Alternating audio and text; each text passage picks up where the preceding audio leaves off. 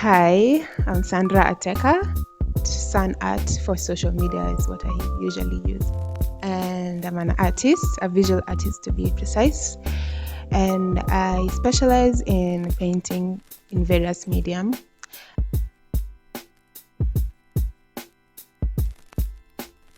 You know, the kid that is always known for she's the best at drawing. If you have a diagram teacher, tell her to draw, she knows how to draw. So I was the kid. And when going to high school, I didn't think much of like pursuing art, as in I just like doodling stuff. Then from one, you had to pick a technical subject. I decided like maybe let me just go with art as something extra I can do. So I studied art throughout high school. So I finished high school and we all went to university. Everyone is not thinking about art, obviously. People want to find like a career that's stable, and I thought maybe if I'm going to do a career that will make me go into like the job industry, I should do something related to art.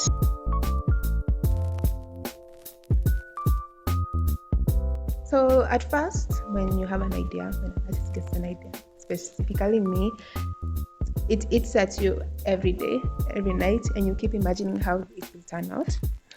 You start calculating now stuff like how much is the material I'm going to get, I'm going to use for this work, and you don't want to get too ahead of yourself. And when you have the funds, of course, and you're confident in your craft and also your marketability, you are free to make that like huge spending in the materials wise. But I'm still in that stage where you don't have like a specific buyer in mind who just keeps on coming back and coming back and coming back.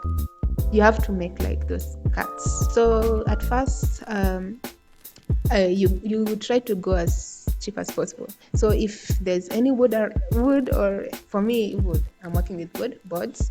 If I found any board lying around in the museum, I ask the department if I can use it, and of course they allow it. Now the hard part comes, and it's the beads. Those things are okay, not difficult, time consuming. You have to cut magazine into strips and then roll them individually. And I prefer to go with the smaller size so that I feel like it gives me the freedom to make the type of brush strokes that I want.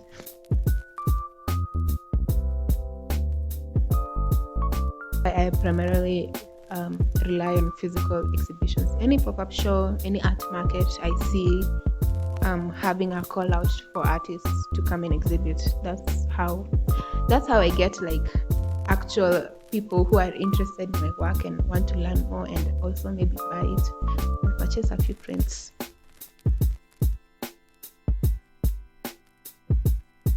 I can't say I've cracked it yet because I'm still there, and the big contribution to that is also I don't post that much, and I feel like if I did post more, I could get where I want, but that's something also I'm working on.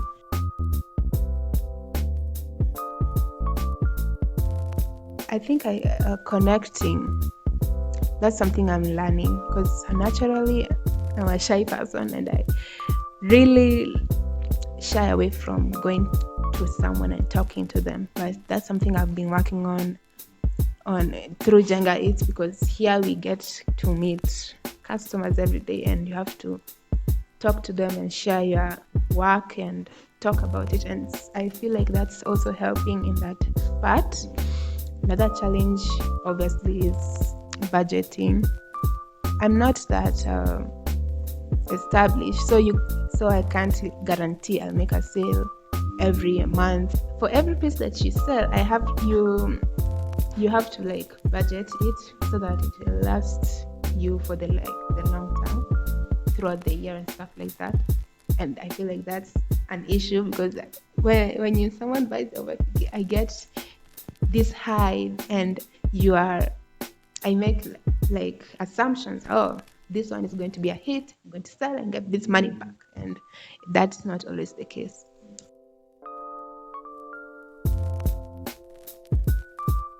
again work with social media, and this time work like create content that's primarily like targeting actual buyers, because I feel like if I did that earlier on, I would not have my follower list like full of friends and families and also like artists.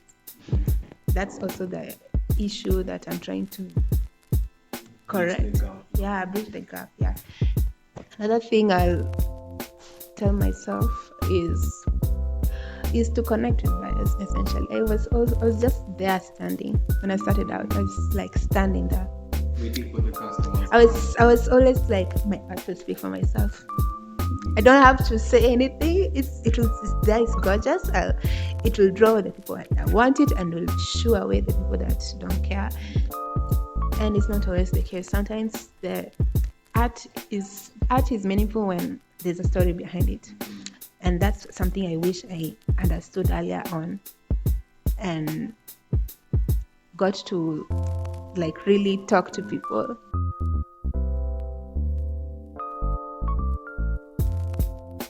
In 5 years, I imagine having a different brand to art, but also relating to art, if you know what I mean.